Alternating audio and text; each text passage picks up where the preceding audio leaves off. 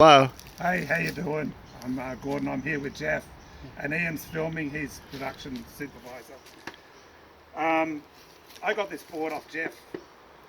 Oh, I got a board before this, but off the rack. But it was they gave me this. I had bought this banana board off the shelf, and it was just like riding a board with a park brake on it. And I saw this thruster that you had created, and I went to this. I said, I can't surf this board. It's just like With the banana board, it's really curved. Weber. a Weber. Oh, I don't know what it was. I think it was a JC or something. Oh, And then I got your McCoy one, and suddenly I was off. I was going, and I thought, oh, that's great. But because I'd been a carer, I'd put on a lot of weight, so I never had weight problems. But looking after my disabled son. So when I got some money together, I ordered this one in 2011. How big? 6'4", I think it's 20 and a half. I don't know the dimensions of the tail. But, How tall are you? I'm 5'9", 5'10". How heavy? I would have been about 90 something then, 90 something, 90, low 90s. And this board reintroduced me into hardcore surfing, like got me right back in there. yeah. Yeah, I've ridden this board in huge waves. Sometimes I just put a bigger fin at the back, Oh yeah. and I've even ridden it with one of your gull wings, big one, Yeah. at the back, out Queenscliff Bommy. Yeah. But the paddle end is the hard bit, you can't get onto them, but when you're on them, fine. Well, they're proven with toe ends and big waves. Oh, Shorter the board you ride, the better you go. yeah. I mean, Shane started out on an 8'3", ended up on a 6 foot. Yeah, yeah. So yeah, this board, it's such a good board. I love this board. I pick it up every now and then, and I surf it, and I go, oh, this is a really nice board. Getting barreled on this board, so easy. And it just rolls wherever I want. It's turns, figure eights. Very simple. He's saying move to the next board, so I'll get this out of the way. This is a board. It's a full-tailed laser zap. It's a bit rugged because I've surfed it so hard, probably nearly every day for 3 years. How big? 6'2". I think it's 6'2", 20 and a half, 3 inches thick. 3 inches. The moment I got on this board, I thought anything's impossible. Everything's possible, really. It just flies. Spider just going to bite you. It might be one of those ones that Flick him off. aren't. And I have seen you on overhead waves at Lennox tearing it apart on that one, Gordon. Oh, it's a great board. It's such a long turns you can do, and short snappy turns. When you do a long turn on it, how do you make it do the long turn? I don't even think. I don't know how I do it. You just sort of set the rail, and then at the end you can whip. I think it's because there's so much width in this tail, and then it hips in with a sort of a flyer there, Yeah, and I think that enables you just to go like that when you want to. it does. But when you want to do a big turn, you're digging a lot more rail, and you're pushing hard and burying the board, and with all that there, it's pushing you back up. Yeah. So every turn you're getting a little bit of a jump. Yeah. You still making them like that, Geoff, or you change them a little bit, or what? It's just got a Some of them are like that. it's got a rounded swallow, yeah. Much rounder than what I've been doing. Yeah. It's interesting because they shouldn't do long arcs. There's hardly, like I said before, the rail line's only this long. But I mean, if you're doing it, and that's all good. I tell most people they're for manoeuvring on. Oh, yeah. Look, it does everything. I don't even think when I'm surfing it. I just do it. And you've got another zap? Yeah, I've got a single fin laser zap, and that's a 6.5, and that's the one that you see me surfing in the guest riders, and that, you know, I couldn't ride it at first. I went back to the single fin. I thought, but it was just too radical. And then by putting a normal dolphin fin in it, and then translating to the gull wing, I learned the board, then I learned the fin, and then I You got the 20-second barrel at North Narrabeen on. it becomes 50 seconds every time I tell it. Bit more. But yeah, this is But this is not the one you rode at Narrabeen. no. That's the 6.5 single fin, and that's why that cutback is so good. It just, I relearned how to surf actually using the rail on the single fin. Yeah. Because with thrusters, I think you surf off the fins. Yeah, you do. And on a single fin, you've got to get your timing and you've got to learn your bottom turn all over You again. just guide a single fin, and these things you push them and pull them and shove them. So you rode that one up to like 2 feet overhead, or this one? Oh yeah, well, this board here I was riding, and I snapped it diving under a big wave, and I came back out and rode it on this. Oh, really? And it shocked everyone. So this is Big red. 7.4. How long? 7.4. This is a big waveboard. I said to Geoff, I want to go from basically 6 foot up and up to about 12 feet. How thick is it? It's I think it's 3. I don't know what the dimensions are on it. Show us the bottom. Can't see it. Can't see it. I had a look before. It would be 3. Show us the bottom, Gordon. You can see the snap. Ah, they did a good job. I texted it in. And yeah, I dived under a wave. It was about as big as a 2-story house, and it just broke. That's unusual because they usually stand up pretty good. Yeah, Wingdang Island, they say Oh, it yeah. has a habit of breaking boards. I was surprised. So when it gets big, you grab this one. Yeah, and this takes me up to that bigger size. I don't want to get one of Ian's Zion ones, because then I've got no excuse not to go out, because I'm killing myself. But yeah, this is a great board and it feels right, balanced, easy. It's just like a nugget, think but a bit more. Balance is really an important factor in a board. That's what's wrong with all the modern stuff. Yeah. They're out of balance. They've got a thick bit here, nothing there and there. Nose comes in, tail comes in. You go like that and it sinks. You go like that and you dig. Yeah. It's like a seesaw. Whereas if you balance out the thickness, you still have that same thing happening, but a lot less. Yeah. It narrows it out a lot, so you Yeah. can deal with it better.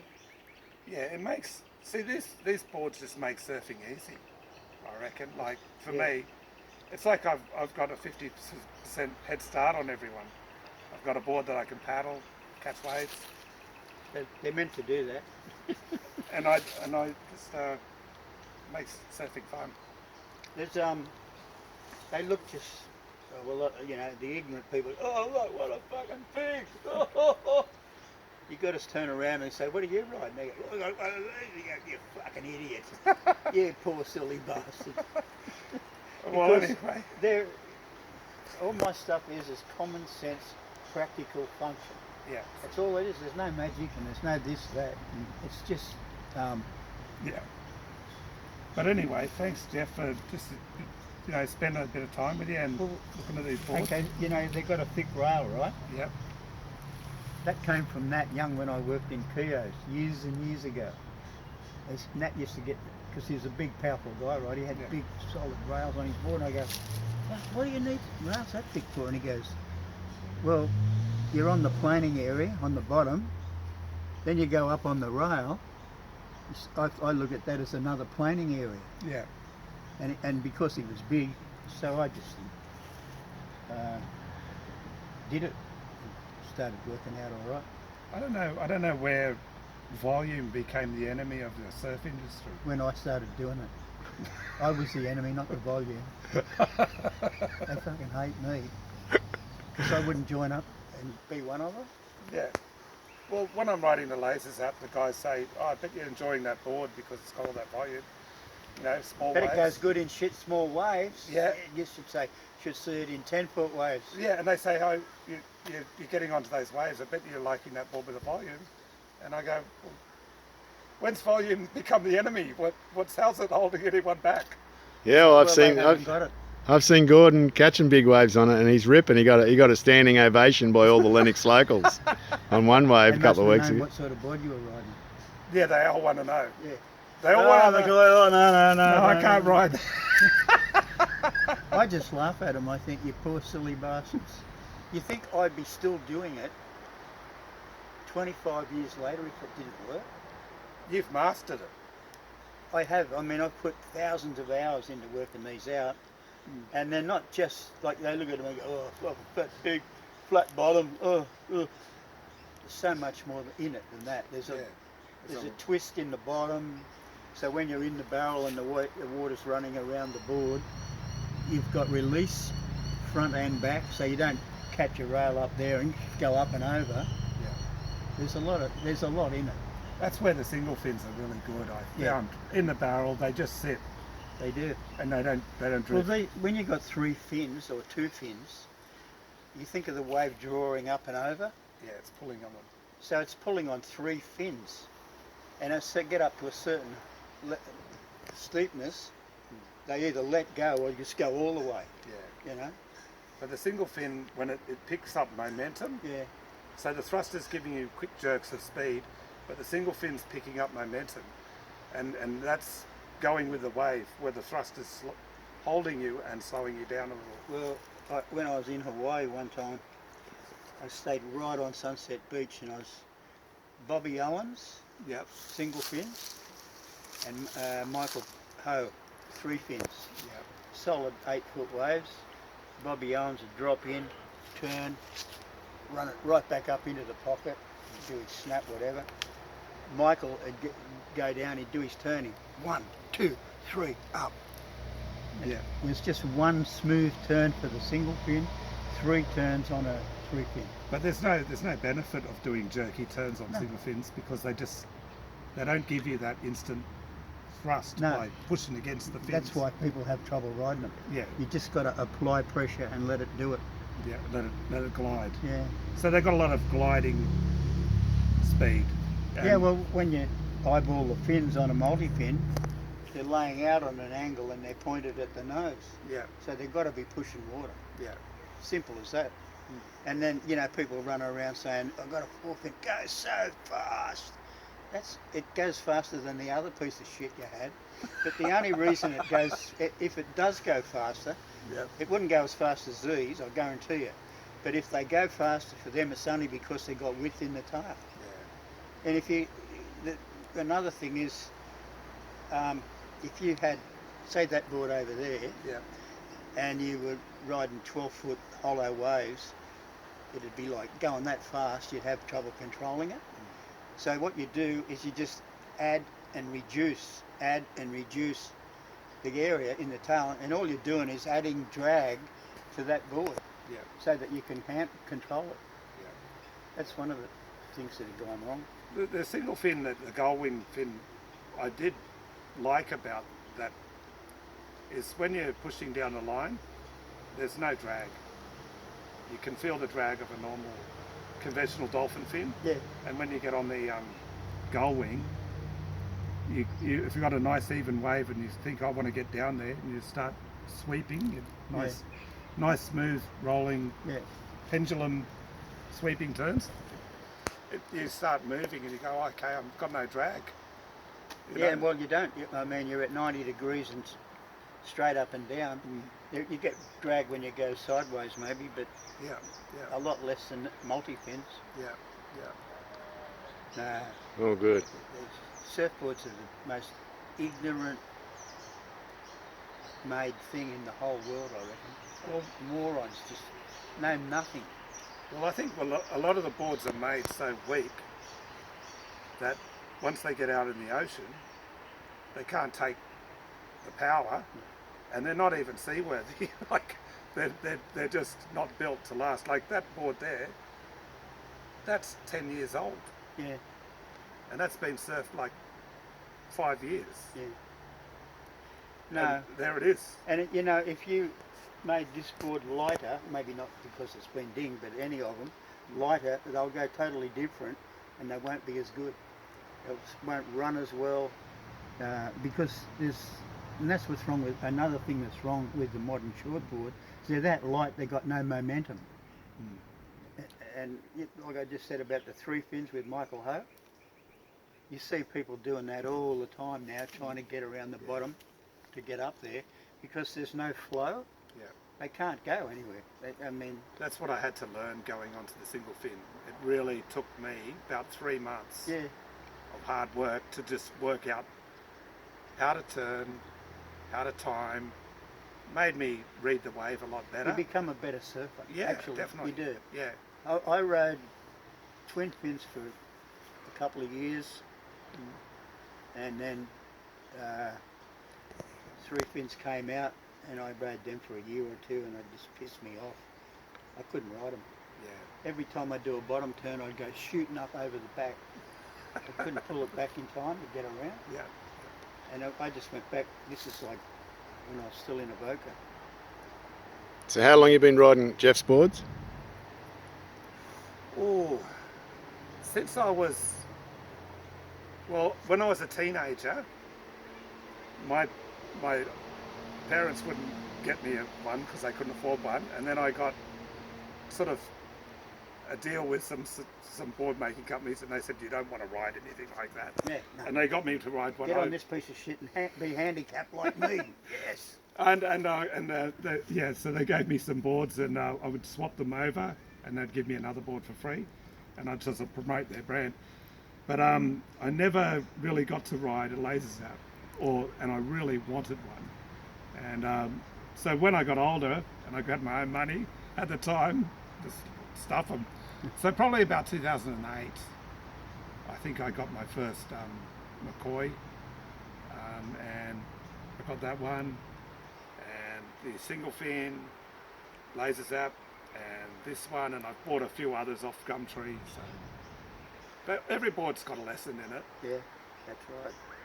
You're a McCoy boy now, mate. This is, you know, that design, the laser zap, was the forerunner to the modern shortboard. I know that. Yeah. Not, they won't admit it, but that's where it came from. I think I've seen Simon say yes. He might have. Yes. Who? Simon Anderson. Yeah. He said, yeah, that's, yeah. You spent many years at North Narrabeen with him. Well, I don't know him personally and all those sort of things, but I know who he is, and I think he's just every shaper, they make their own change on the board to their own. I'll tell you a good story about that. I was at Angary once. I used to always go to Angary to test a new board out. Okay. And I went up there with Ray Richards, that's Mark's father, Yep. and Mark, and we were up there. And we only just arrived, and I had a VK semi-gun, pulled it out, and Batty was there, and he goes, oh, fuck, just look at that. Oh, do you reckon you could give me the template for that? And I said, well, I can't, it's not my template.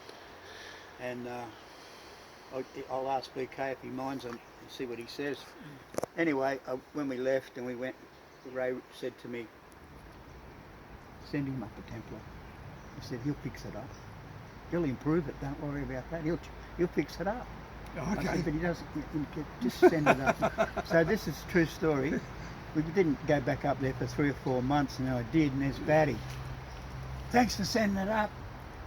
Oh, I love that board. What I did, I changed this and I changed that, and I did this and I did that, and I just when you don't know what you're looking at, it's hard to improve it or in it. Yeah. And they don't even know what they're looking at anymore. So, but they all know that fat pigs don't work and that and this and that. I just laugh at what they're doing. It's ridiculous. But you know, I must say that in recent years that people have opened their minds up to what boards can be, and you're seeing people riding wider boards that are more fun. Some of them look like disasters, but some of them actually, people have got a bit more of an open mind about what a board is. Well, I think I came across people that had 3 or 4 boards over a period of time, and they just were going backwards. Yeah. They get on one of these with a bit of volume in it. I'm back. It's unreal. Yeah. You know. So when you're getting things like that said about what you're doing, you're not going to change in a hurry. Eh? And ever since the early days, I've become so familiar with how they operate, how they work, and all that sort of thing that I've written. I don't even go near those fucking idiots anymore. That's what they are. None of them know anything. I said to, well, many for that matter. Have you ever been able to impart the knowledge onto other people? Like, Tried to, You. but they can always fix it. You're a convert, Gordon. So am I. but a shaper. No, yeah. Who cares? I've We don't had need to. Half a dozen people shape for me, and I teach them all what to do. And every last one of them, after they got a little bit going, wanted to change it. Yeah. And I just realised, and I thought, nah, I'll do them all myself. They can fuck off. I'm not going to have other people abuse my name. You know, it's because they don't even know what you're looking at, and then they're going to change it. Yeah. Well, my theory is on anything. If you got to know what you're looking at and understand it before you change it. That's the thing. I don't know all the stuff you know. I just get on the board and I write it, and I go, oh, this works. Yeah. I've left all the Well, I mean, hard work and I thought about it just recently, and I thought, fuck, I wonder how many hours I've spent trying to work out how a surfboard works. But you know, like the thing when you someone who's got a big reputation, you go up and you have a look at the board and you go, oh yeah, what's this for? Oh, that's what they want. I go, yeah, but why do you put it there? Well, I don't know. It doesn't matter who they are. Yep. That's every comment. When you push them, why and how does it work? I don't know. I just fucking do it. That's what they want. Yeah. Well, I know why everything works because I spent years looking at it. When did you shape your first surfboard? What year? Oh, about 64 or 5. So that's what? Quite a 50 while back. years, Yeah. 60 years of shaping. Yeah. Yeah. So He's still doing it every day. You can't stop. Too many orders. I want to, but you just need the money. I mean, the pension, you look at that and you go, $350. That'll put the petrol in the car. Yeah. What am I going to live on? Can't even pay the electricity. Yeah. No. But you know what? It keeps you active. Yeah, it does. And I look back. I remember Damien Hardman rode your boards. Mark Warren rode your boards. There's so many surfers over the years who've ridden your boards. And I was even out at Lennox, and this guy said, I don't know who he was wearing a hat, and he said, I got some insane boards off Geoff over the years. And he wasn't riding one of your boards, but you know. That's the other thing. Someone will come up to you in the water. You probably have had it happen. Yeah. They'll paddle up on this piece of shit. You put their head up out of the water and go, what do you got? No, I just noticed you get that last one. It was pretty good, eh? What do you got there? And you show them and they go, well, can I have a go? Give them a go and they ride a wave and come back out and go, fuck, it goes a lot better than what I thought it would. Yeah. And then paddle away on their piece of shit and then forget all about it. Forget all about it. Yeah. It's not like they even go to their shaper and, well, if they do, the shaper's going, the big fat big, no. Yeah. And everything in surfing comes from pro surfing. Which is a narrow field. It's ridiculous. They've got themselves up a narrow, dead end street now, and it's only going to get worse. Well, we love what you're doing, Geoff. Yeah. And you've got a bunch of followers, and you've got enough people putting in orders. More than I need. So tell me about the Lasers app. How many percentage of boards are still the Lasers app that get ordered? Quite a few. Like 1 in 5? No, I'd say 2 in 10. Oh, really? No, I don't. Actually, I get bursts. I haven't. No, I have. Yeah, no, I'd say over a year maybe I make 100 of them. But I only do 5 boards a week basically anyway, one a day. I put the brakes on a long time ago and I just do what I want. And if someone comes along and wants, I want one of these with this, that and the other thing, I'll go, mate, you got the wrong bloke. A guy recently said, I want a copy of this, exactly the same. I can't do it. He goes, but you shaped it. I said, that's right, but I can't copy it. Why not? For a start, that was made in Byron Bay. I'm now up in Tweed. The workers in Byron Bay are completely different to and so you end up, doesn't matter, unless you have the same crew working on the same process, you know, and even then it won't be the same. I've figured it out that a 32nd of an inch where you adjust this rail edge, the more in you put it, the more hold you've got, the more out you put it, the quicker the release. 32nd of an inch, it's not much. And if you can tell the difference straight off, you fuck, this one's bullshit. But I mean, the water's an amazing medium. If you put a pinhole in the board, the water will find its way in and go in. That's pretty sensitive. So, and then, you know, then you go in the water with a wave, and a wave actually has got an action. And then you've got to, most people, I was talking to someone the other day and I said, you know, when you're in the barrel and the surface tension's really tight and the water's rushing up around your board, he's like, what are you talking about? I don't know. Oh, really? Oh. I mean, and the only way you can learn anything is study it. And I've done plenty of those. I used to get up in the middle of the night and write shit in the book. When I would have a dream So or have something. you kept all those? A lot of it. That's why I don't listen to anybody. I've got a record of proof that what I do and how it works. And if you go, you're right, you start logging it down, and after a period of time, you go back and check it. And you go, okay, yeah, that's right. Give that a tick. Oh, there it is again. Tick. There it is again. This, no, it didn't last. That didn't last. This came and went. And then after a while, you just go to your records and go, well, if I make something like this and put that in it and that should work all right. It's, because listening to people like Shane Haran, fucking nightmare. And he was not the only one, but he'd come,